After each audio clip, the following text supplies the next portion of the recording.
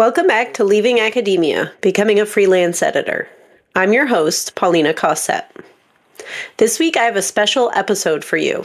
It's a recorded coaching call with an academic editor who's been struggling to attract clients. Katrien Deroost is a former academic and malaria researcher who, like so many of us, burned out and realized that her research job wasn't giving her the life she wanted. During the pandemic, she left academia and spent a couple of years recovering and figuring out what she wanted to do for a new career. When she discovered academic editing, she knew it was the job for her. Total flexibility, the freedom to get outside during the day instead of being chained to a lab bench, and the ability to engage with meaningful research without the stress and burnout. But since launching her business, Katrien has found that her ideal clients aren't automatically finding her. She knows she needs to take steps to attract these clients, but she feels stuck, and she isn't sure how to proceed. During this episode, I walk Katrien through a few of the most important steps editors can take to start bringing in requests for new projects. I help her define her niche and get clear on which clients she wants to serve, the people and types of work that make her happiest, how cold emailing can help her put her business in front of those ideal clients and show them the transformation they can experience if they hire her, and how a few small tweaks to your website can reframe your messaging and help you stand out without feeling icky or salesy.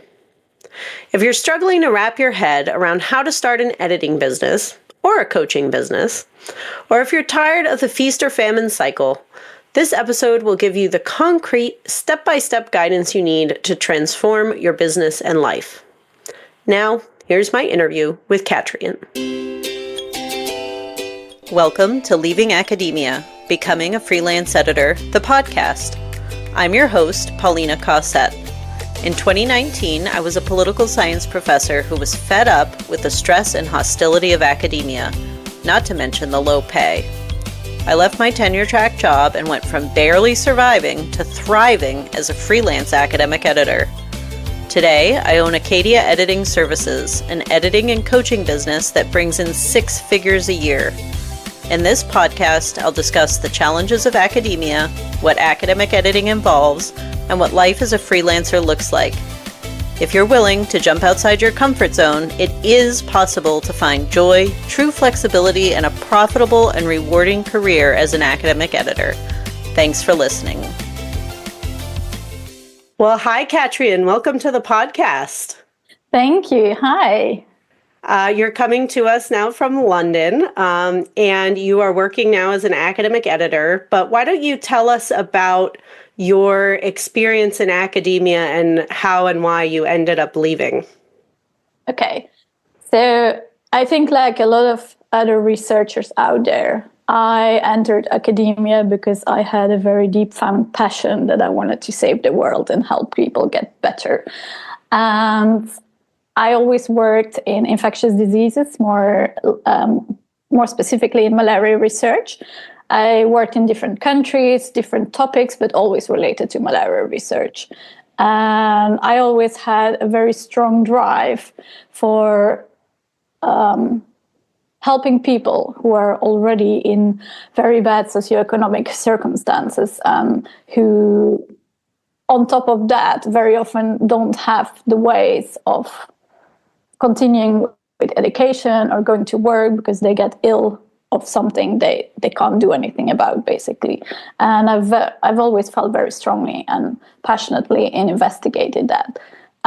So I traveled to different places. I did a lot of different projects, which is nice because I like traveling, I like going to places. But in the end as well, it's kind of hard because every time you move around, it means you have to cut the connections you made, you have to start over again. And I think all of that has tied up together into this big emotional knot that in the end led to my burnout and my leaving of academia. So I came to London about 10 years ago. I did a project for 6 years. And towards the end, I was, like a lot of people out there, I was looking for lecturer positions. I wanted to start up my own group. I think a lot of things came just came together. And at some point, I couldn't anymore. It was just completely gone. I didn't have any wants anymore, any dreams. I didn't know what to do. I was completely empty. And I didn't know what to do with myself. I heard from other people about burnout, but I never really looked into it because I was a kind of person who was extremely stress resistant, who could take on everything. Probably I just ignored all the signals. I just wasn't aware. I wasn't talking about it. You're always pushing yourself, doing the things, making the perfect experiment. Yeah, there I was. Towards the end of my contract, I had to wrap up. I had to finish the story, publish. I just didn't have the energy to do that anymore. I just didn't know how to go on. And I think luckily in my case, COVID came. And with the pandemic, we were allowed to work at home. And I think for a lot of people, this was a bad thing. But I think in my case, it was a bit of a blessing in disguise because it allowed me to just slow down and have an excuse for me not being capable of just working more efficiently than I was doing at the moment. So it gave me a little bit of space to breathe. And I managed to finish and wrap up the story. I published the paper, so the contract was done. And I thought, okay, let's go on a holiday. I went to Spain for 6 months, which was amazing. I did a lot of running. I did a lot of percussion workshops. And I thought, okay, after 6 months, we can go back to London. And we're just going to continue where we stop. And I was still not working. Things inside me were just completely broken. And no matter how much time I just took a rest, I just couldn't go on. So I quickly noted that, one, I wanted a flexible lifestyle. I was so being fed up of always being indoors, always working, always doing long hours, having no or hardly any time for my private life. So I thought, okay, my next job is not going to be this anymore. I want to do something different. But what am I going to do? It's like you only know this very one limited idea. And I think sometimes we look down on certain other jobs as well because we think, oh, they're not triggering enough, they're not challenging enough, they don't mean enough, they don't give enough contribution. What am I going to do? I don't want to work 9 to 5. I want to... And I decided, okay, let's just take some time. I had quite a lot of savings.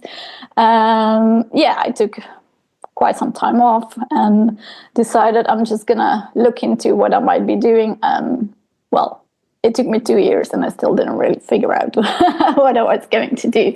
Because when you have a little bit of safety deposit, life gets quite flexible. You think, oh, we're going to do that tomorrow.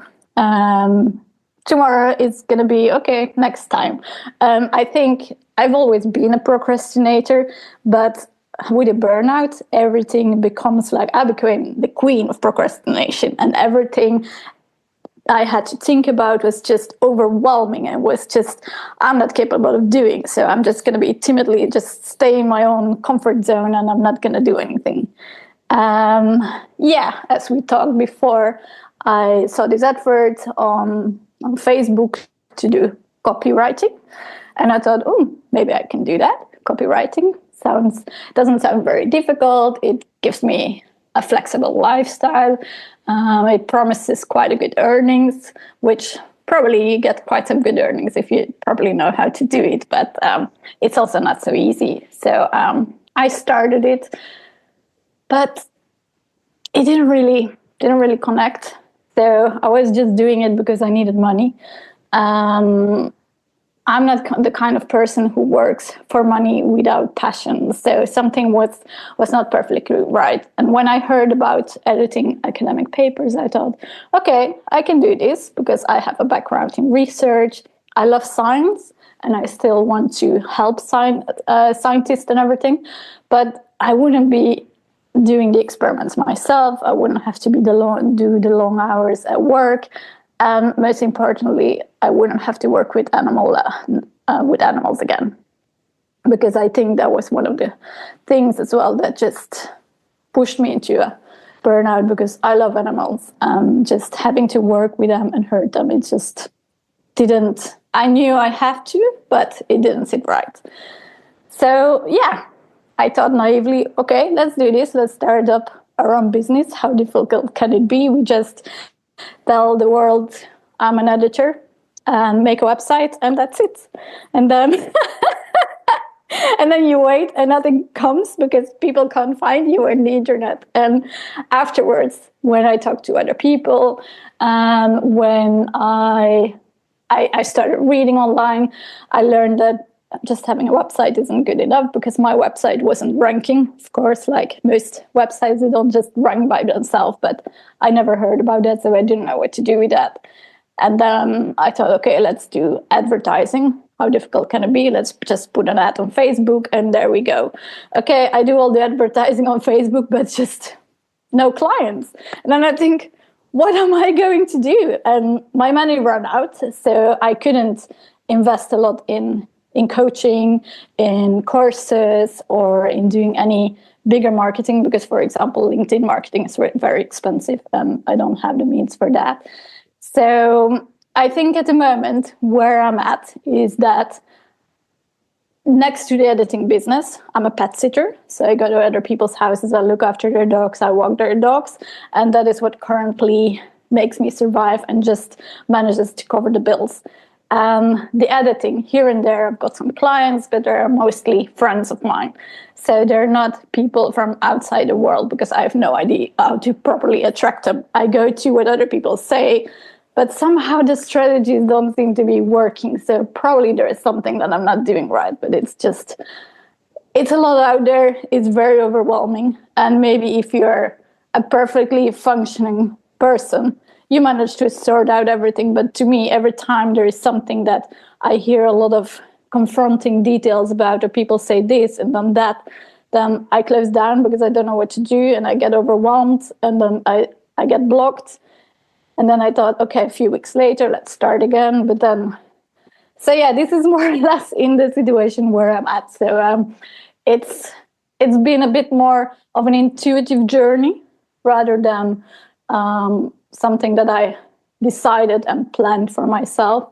So I'm trying to do things that feel good inside, because I don't want to get back into the burnout, definitely.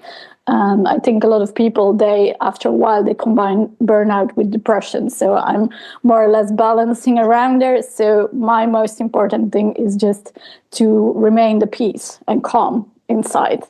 The financial pressure coming with it is not very nice, but so far I managed to just about survive there. So I am a work in progress, let's say. There's so much I love about your story. I think especially your experience with burnout, with taking a break, with even the procrastination, and putting it off to try to figure out what you're going to do later. I think so much of that resonates with so many people.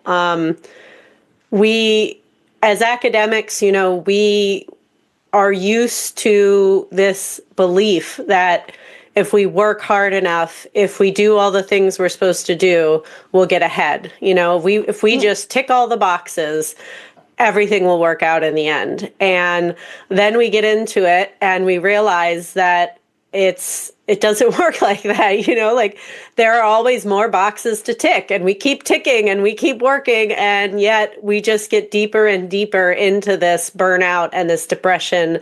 And sometimes I've heard from a lot of people who just have physical health problems because they're so stressed out and so exhausted, and it manifests in physical health issues. So I love your story. I love that you took COVID as, COVID was a situation that showed you or gave you an opportunity to break out of that pattern, and see that, oh, I really can live my life differently, and you took the break and all that. And so I think that's going to speak to a lot of people. And then I think copywriting is also a natural transition for people. I think I thought, like you, initially that, oh, I'm a great writer. I love writing. I can be a copywriter.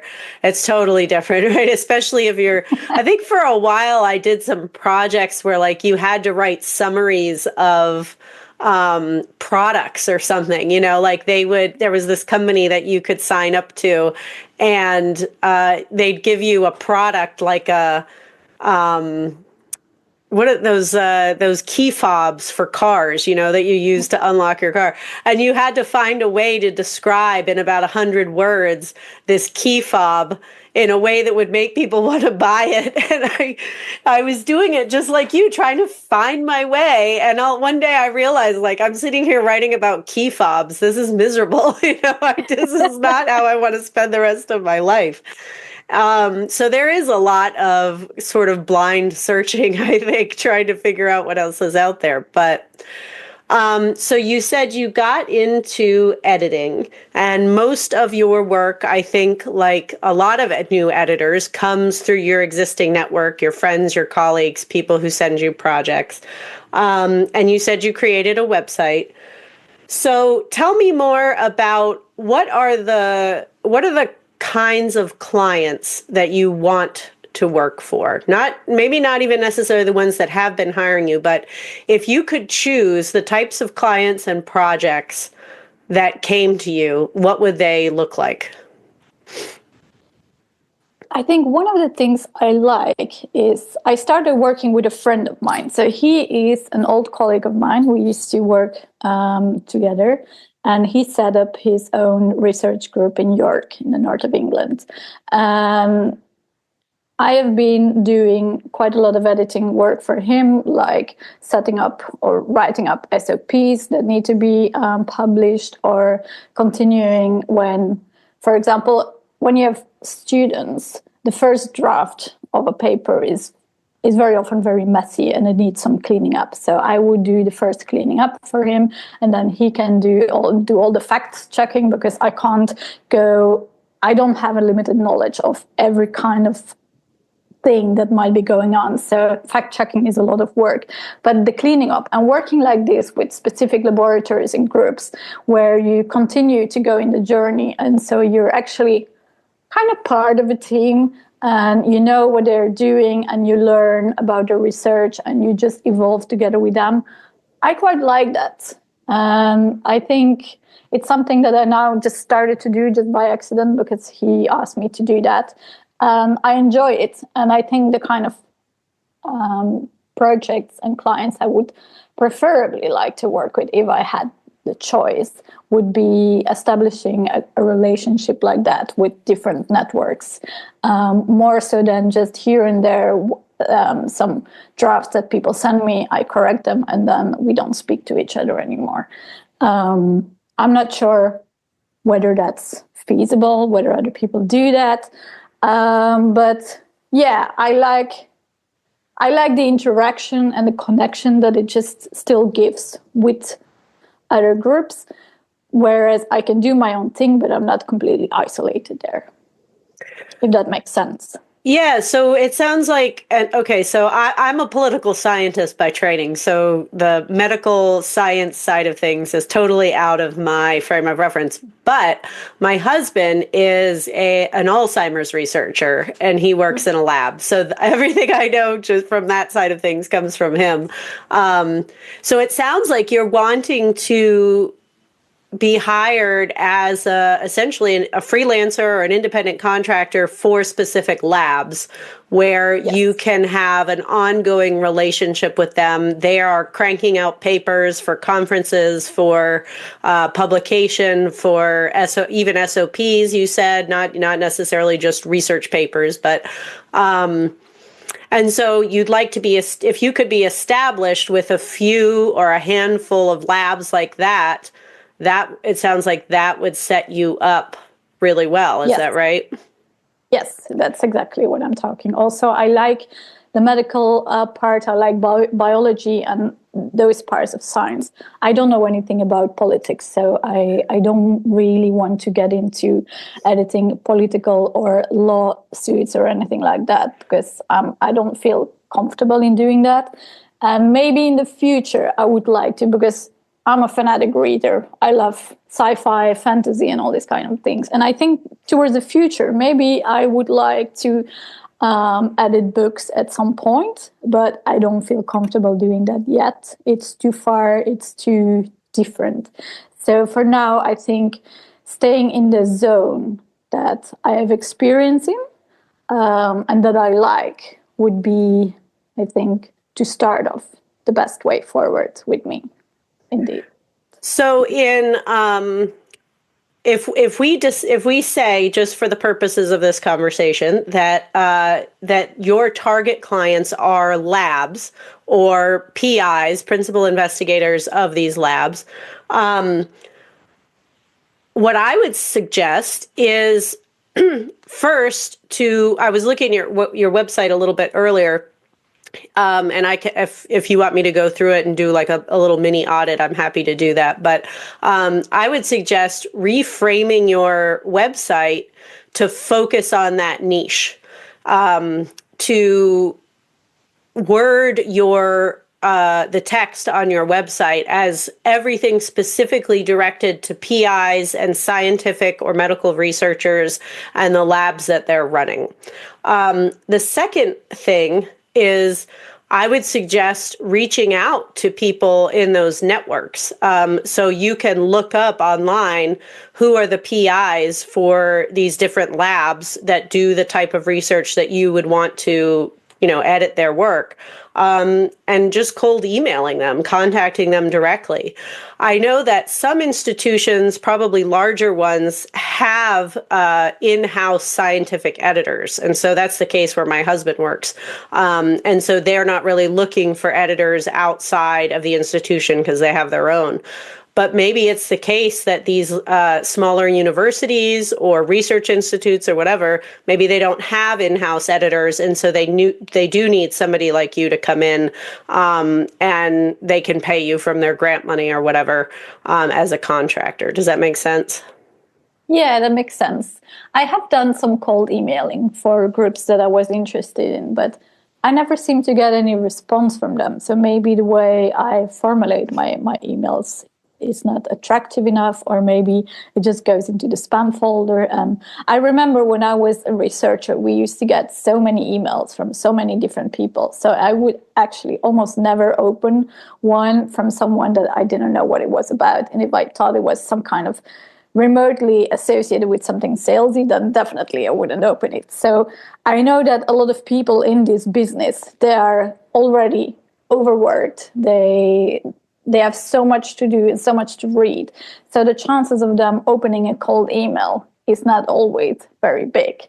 So I find it very struggling to get into the way, or maybe I just need to learn how to properly compose cold emailing. Yeah, no, I think you're spot on.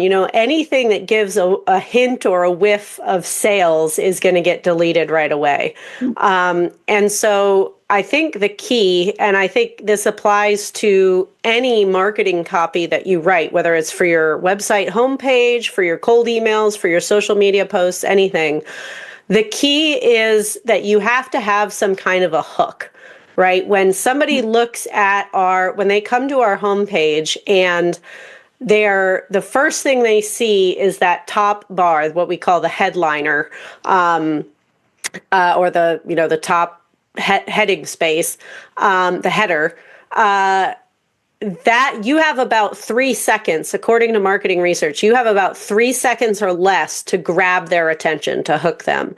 And so what I teach in my programs in Becoming an Academic Editor and my digital marketing program for established editors and entrepreneurs is that you want to speak in that header to the problems that your ideal client is facing, right? What are the main pain points or struggles that they're facing, and what is the transformation that you can bring to them through this service that you're offering? And so in my programs, I walk members of my communities through this step of drafting a one-liner to put at the very top of their webpage, mine was something like expert editing for I don't remember the exact expert editing for busy academics who want to excel at work and be more present at home. And so it's like you're packing a lot of information into one sentence, one or two sentences that tells them, I understand what you're struggling with. I understand how hard this is because I've been there. And this is what I can give you, right? For me, I worked with a lot of moms, mostly in the humanities and social sciences, and women and mothers. And I knew that struggle of having the pressure to publish, but also having a new baby at home that you want to spend time with your family. And so I pulled that out and said, I know you want to be more present at home. Let me take these things off your plate. And so Yeah, exactly.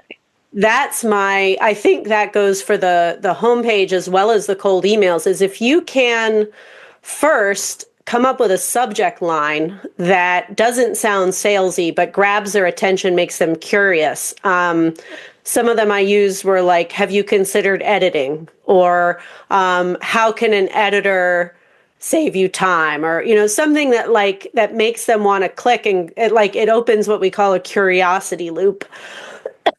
Excuse me, just to get them to open the email, right, and not delete it.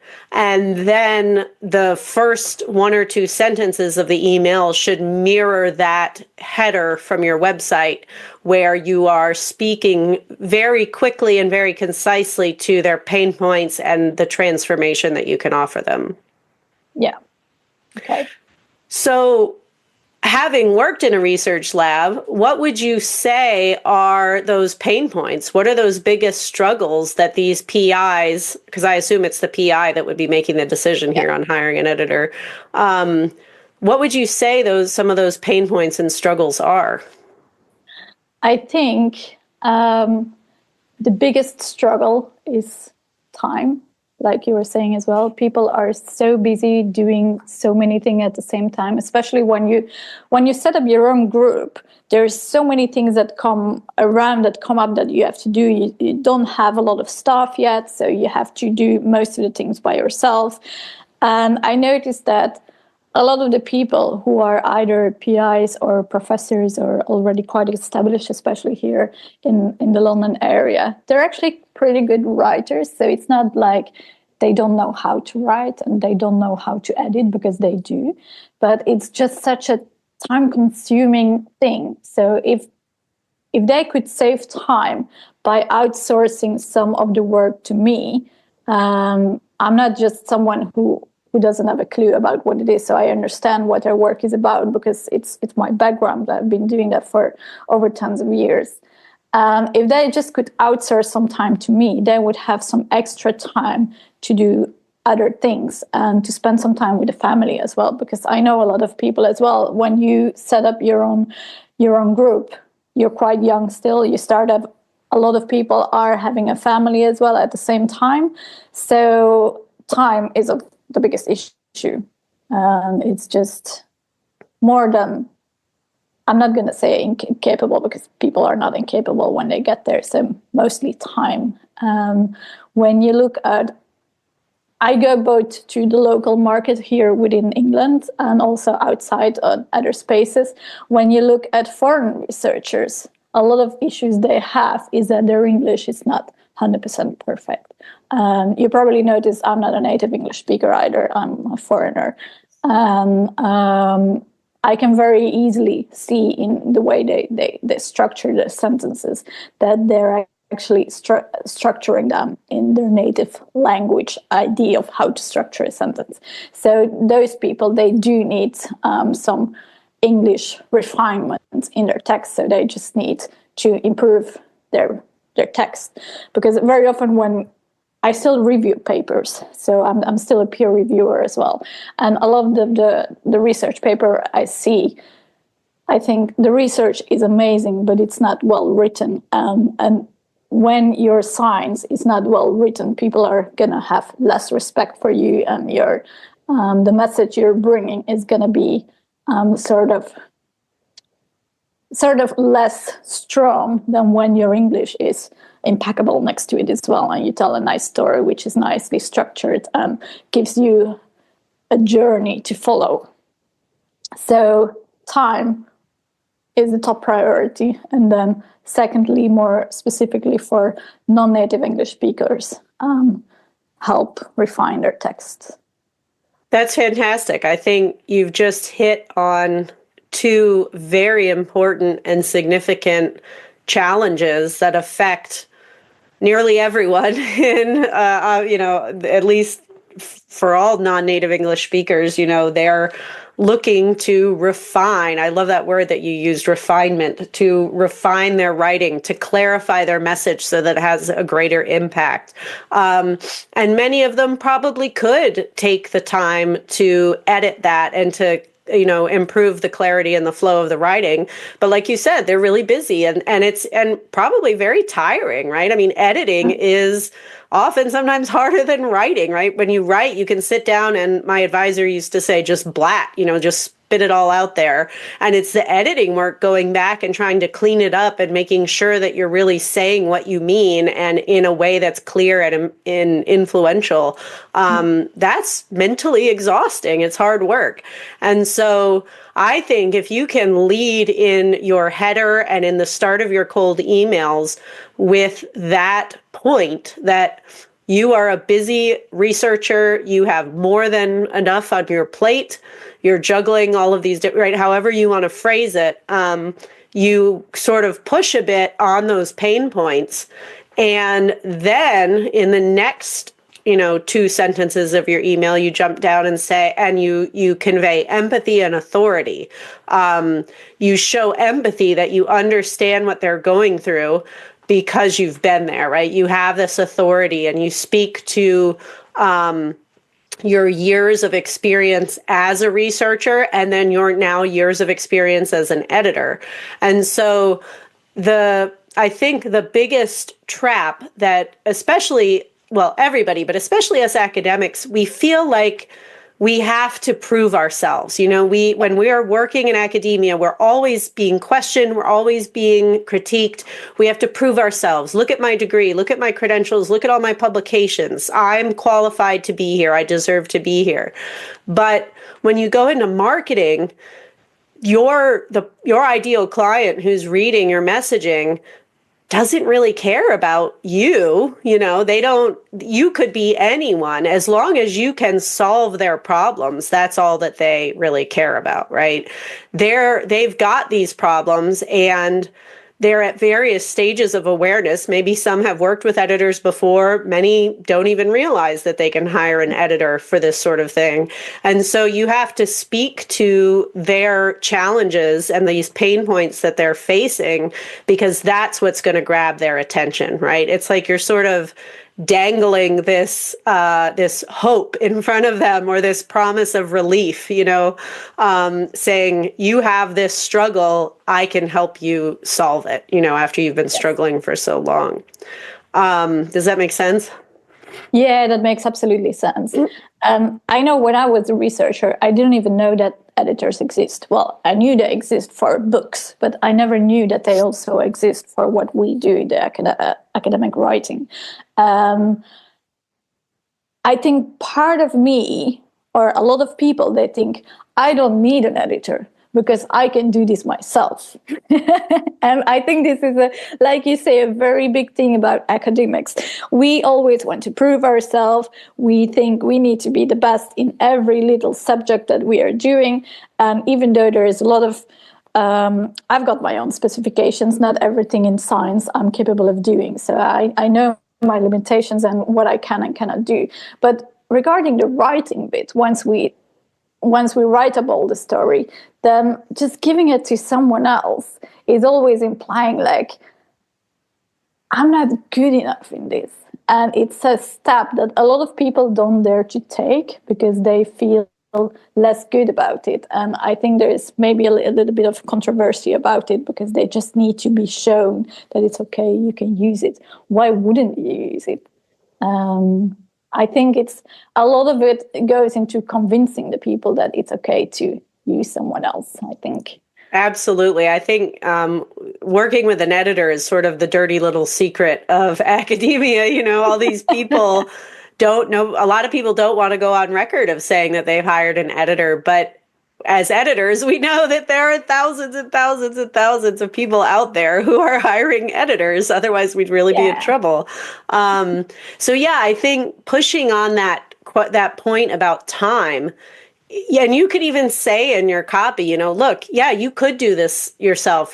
Maybe you're a great writer. Maybe you're an excellent editor as well, but you have a million other things that only you can take care of. Only they can host their lab meeting every week. Only they can do the administrative work, right? Mm. Let me take this off your plate and it will allow you to have more time to spend, with your family, or to have your weekends free again, or your evenings free again. So yeah, I think that's probably the key, is to lean on that very strongly in the header of your website and the introductions of your emails. Then, as I said, go on to the empathy and authority section, where you explain in a very empathetic way, look, I understand what you're going through because I've been there. And, you don't have to give your whole bio at that point, but show that you get it and that you are qualified to help them. Then usually in the website or the email, I go into a section where you can either talk about your services that you offer, or you can explain, here are the 3 steps that I use, or here are the 3 steps that you can take to work with me. So maybe for you, with the labs, you might say, here are 3 different types of projects I can work on: conference papers, journal submissions, and SOPs, or some, lab paper. I don't know, you know how to word it better than I do, but, and because like you said, a lot of people don't even realize how an editor can help them. And so if you can highlight there, maybe with 3 bullet points, here are examples of how I can help save you time. And you write a line for each of them, the conference papers, the journal articles, the SOPs, that will the light bulb will go off for them, and they'll say, oh yeah, I really hate working on this. Or maybe you want to throw in like grant applications or something. I know those are things that suck up a lot of time for people. And so you are, instead of selling them on you and your qualifications, what you're really selling them is this transformation that you are giving them. What is the benefit that they're getting if they work with you? And then towards the bottom is more, maybe not so much in the email. I think at that point I would have a call to action and say, here are the 3 things I can help you with, or ways you can work with me. Reply to this email if you have questions, or if you'd like to move forward. On the website, though, I think after that sort of 3 steps or 3 ideas, you can put a brief bio, a 1 paragraph that says a bit more about you, that has a photo of you, so that they know exactly who are they talking to. But really, that's, if you think about, think of your perspective as a customer, right? If you need to have a new roof put in your house, right? You don't really care whether it's Joe or Bob or Jim or Susie or whoever, right? You just care that they are qualified, that the price is going to be right, and that, you're going to have a nice roof in the end. It could really be anyone. The first things you're looking at is, can they solve my problem? Can they fix my roof or give me a new roof? And then later on, sort of as a tertiary concern, you're thinking about, okay, who is this person? Do they have good reviews? Are they qualified? And that sort of thing. Okay. I always, when I get a lot of advice, it always looks so straightforward, but then how to translate the advice into effective copy that works, that's a whole different story.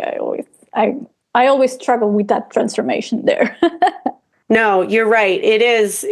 When we get advice like this, and you mentioned, being overwhelmed by all of these different options out there, it is true.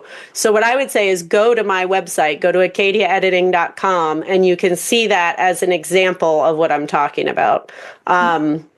And if you want me after this podcast recording, I'm happy to go through your homepage and give you some pointers. But that's, I in January, I launched this monthly membership, Digital Marketing for Academic Entrepreneurs. And that was the first video that I shared, and the first template was the website homepage. So I actually gave all the members what do we call a website wireframe, where it's essentially a template of all of these components that I'm talking about, and a video walkthrough of how to fill it out so they can see, okay, this is what I need to do. If you're open to working with ChatGPT, that can also be really helpful. If you say to it, I need a one-liner for the header of my website that emphasizes these pain points. Here's my ideal client. Here are their main pain points. I need a header and a one-liner for my homepage. It can suggest a bunch of different ideas, and then you edit them and get them, into shape the way that you like. Yeah. How does that sound to you? Do you think that you would be comfortable? And I know sending cold emails can be a bit awkward, but I always recommend it because it has paid off really well for me. I think last year, I had 55 clients, and 16 of them came to me through cold emails. So it was the plurality. And I think it's just so much more effective than, if you post on Instagram or something, you kind of are throwing things out into this black hole and this void, never knowing if you get it back. But yeah, I think that's a smart, if you choose the right labs that maybe need an editor that don't have the in-house editors, you can target them strategically. Yeah, I think I'm gonna focus a bit more on that part, because I started doing it and then I didn't see anything coming from it, and then I just stopped doing it, or I pushed it in the background. And I'm not sure about a lot of labs, but in none of the ones that I have worked in, and some of them were very big ones, they never had in-house editors. So it's not really a thing where I have been. So I think most of the places, if they don't do it themselves, or it's not a member of their personal group, then they most likely are not using an editor. So there is some space there if I can convince people to work with me. Yes. Yeah, and one thought is, if you email the PI and you don't hear back, you can always follow up 2 or 3 weeks later. Or you might try emailing somebody like the lab manager, or some postdocs or something that are in the lab, because I think a lot of the time the PI, especially if they're well established, they're benefiting from the work of the lab manager and the postdocs, who are very busy and very overwhelmed, and also would like to have a life, and so it's possible that reaching out to them, they may even feel more stressed and more strapped for time, and they may be more responsive. Another strategy that I use a lot and I recommend is connection requests on LinkedIn. So LinkedIn is very powerful because of its search feature, and you can edit your profile on LinkedIn using the same principles that we've just talked about. There's a bio section where, like, anytime you comment somewhere and on your profile, there's your name and then like a 1 or 2 or 3 lines where you can say what you do. And so the standard format is, I help PIs save time and,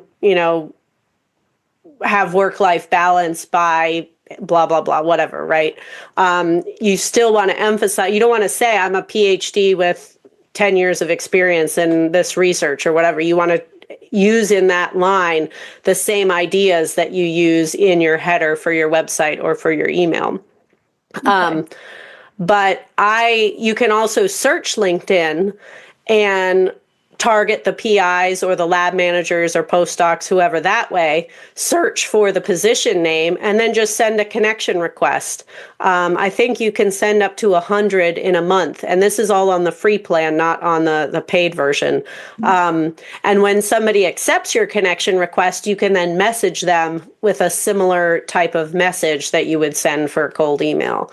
And that way, I think the beauty of connecting with people is they then see anything you post, and you're able to direct message them and pitch them that way. Yeah. I have quite a few connections on LinkedIn, and I do connect with them, but the part of afterwards engaging I find quite difficult. Maybe I'm a very introverted person, so all kind of strategies that have something to do with pushing a person to do something that they're not by themselves wanting to do yet, I find it very scary. And I think, oh, no, they're not going to like doing that. And then I back off. So I don't really message them a lot. I just connect with them, and I would publish things on my either my personal profile or my company profile. But there's not a lot of engagement going on there. So at the moment, I started writing some more blog posts to show that I have some experience with the writing and what I do and things that could help other people. Also, it's good for the website because it starts ranking a little bit more. But yeah, just the real engaging with people, I find that very hard to do. It is. It does feel awkward. It does, it's like we feel guilty for messaging someone because we know we have this ulterior motive that we're trying to sell them something, Yes. And so I think my approach in my own mind is to remember that ultimately I'm an honest person. I know I provide a quality service and I want to help them. Yes, I want them to hire me, but I also know that they have this very real problem that, as we said earlier, maybe they just have no idea how to solve it. When you're stuck in burnout, you don't know how to fix it. Or like you said, you didn't even realize you were burned out because you were so busy working all the time.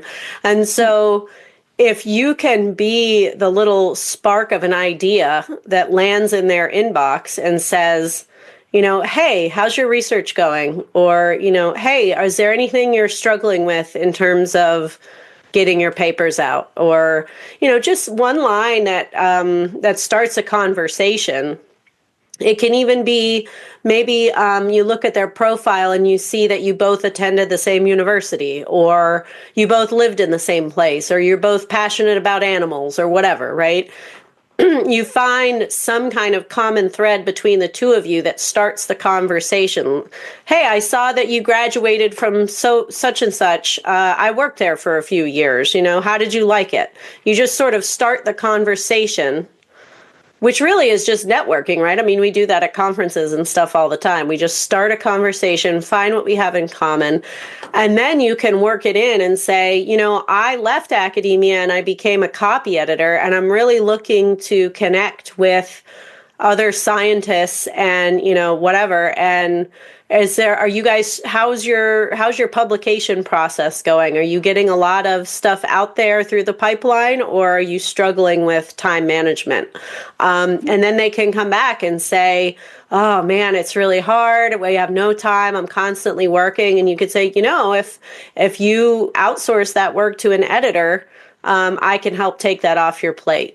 So I think the strategy is to first remember that you're trying to help them. Ultimately, you're trying to help them out of that burnout so that they don't get sick or collapse or leave. And you're just having a conversation as you would, having a coffee or at a conference or whatever. Yeah, that makes sense. It always makes sense, but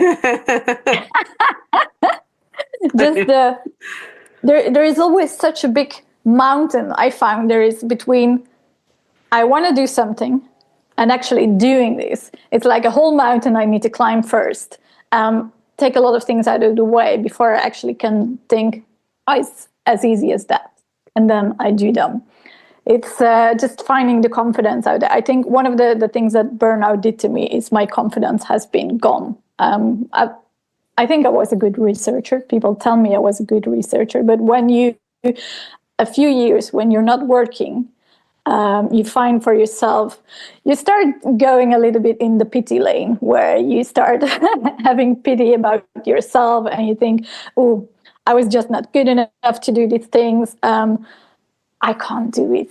These are all these kind of things that all kind of insecurities go through your mind, and they're not true. Of course, they're not true, but you're willing to believe it because it keeps you in the safe zone of doing nothing. And it's just easier to do nothing than to do effectively something. So it's always just listening to yourself, have compassion, then push yourself through it, and then think, okay, let's do this. So it's just, life is just so difficult. It didn't used to be difficult. It used to be so straightforward. And now everything just seems so complicated. It's just like I'm living a whole different kind of life. And I need to readjust how I do things, readjust how I think about myself. And I don't think other people have to readjust how they see me. It's just my own personal image that has been blunted, I would say. Yeah, I think you've articulated that beautifully, and I see that a lot with the people who come through my program in my community. Is that first step is always the hardest, you know? And so now, like, we go through 12 weeks of a group coaching program, and about 4 or 5 weeks in, I tell them, your homework this week is to make a LinkedIn post. And it could be about anything, but ideally it's about your business, or it's, you know, at that point they've created their own website. And so it's sharing your website, and they're terrified. So many of them, it is so hard. And I think it's because you are symbolically announcing to the world, I am an editor now, you know, or this is what I do and this is who I am. And you fear the judgment or the skepticism or the doubt of other people, you know, that, oh, people are going to think I failed at academia or whatever, you know, but once you do it, once you make that post, and then the next day you make another post, and the next day you make another post, it's not hard anymore, you know? And I think it becomes just your day to day, you know, or maybe you just post a couple times a week. It becomes part of your routine.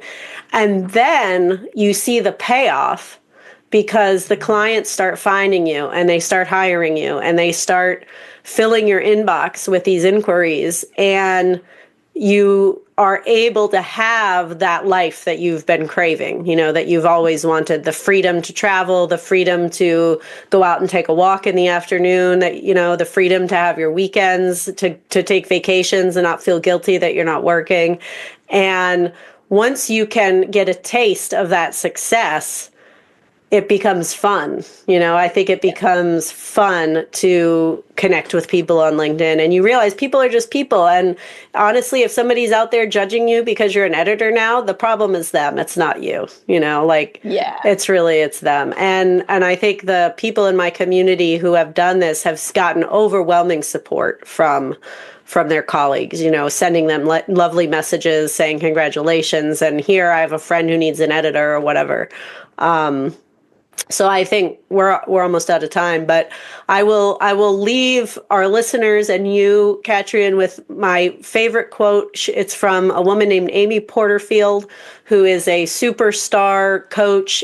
She teaches people how to create online courses and everything. And she says, you have to learn to love what it takes to get what you want.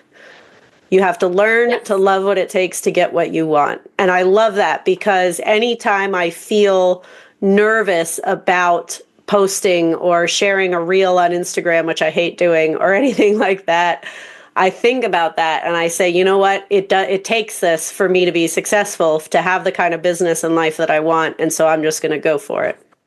Yes, exactly. It's just when it doesn't pay off and you keep being stuck, then the doubt already resurfaces. So that's the point where I am at. I thought I'm going to be able to do it, but then it's not working. So is it me? It's just, yes, we need to just keep believing in ourselves and doing the things and just rewrite.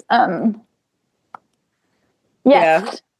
Well, and, you know, copywriting and, you know, writing marketing copy is a skill that you have to learn. It's a skill that I hadn't. I'm sure if you go on the Wayback Machine and look at my original website, I should pull it up as an example sometime.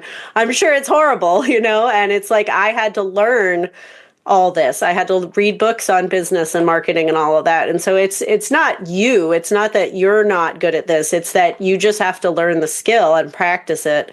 And I'm certain that, I mean, I've seen it over and over with people in my programs where they make these tweaks to their website and all of a sudden they have these requests coming in because, like I said, people don't care that much about your skills and experience. They want to know, how can you help them? You know, how can you give them relief from this problem? So you'll have to try it out. And maybe we can have you back on the podcast again in a few months and you could let us know, give us an update. Yeah, that sounds good. I'm actually really optimistic again. So hopefully in the coming months, I've got like a few clients here and there. Things are going a little bit better and a bit more steady. Yeah, that would be amazing. Great. Well, tell us if there is anybody out there listening who wants to work with you, how can they get in touch? People can find me through my website, which is antitwilight.com, and they can email me directly at info@antitwilight.com. Mm-hmm. And maybe they should send you a connection request and a message on LinkedIn. Yeah, or in LinkedIn, they can find my name or they can find my company. They can connect to me, follow me, they can talk to me. I'm a very easy person to talk to. It's just reaching out to people that I always cover from a little bit. So, but yeah, it's like you said, people are just people and they all ultimately want the same thing. Yeah. So anyone who would be interested can just contact me or talk to me and we can take it from there. That's great. Well, thank you so much again for joining me. You're welcome. Thank you, Paulina, for your time. If you're unhappy in academia and you think you might be a good editor or writing coach, check out my course, Becoming an Academic Editor. This digital course is paired with a 12-week group coaching program to support you through your decision to leave academia or not, and to start building a profitable and rewarding academic editing business. Learn more by going to acadiaediting.com/become an editor. Thanks again for listening. I'll see you next time.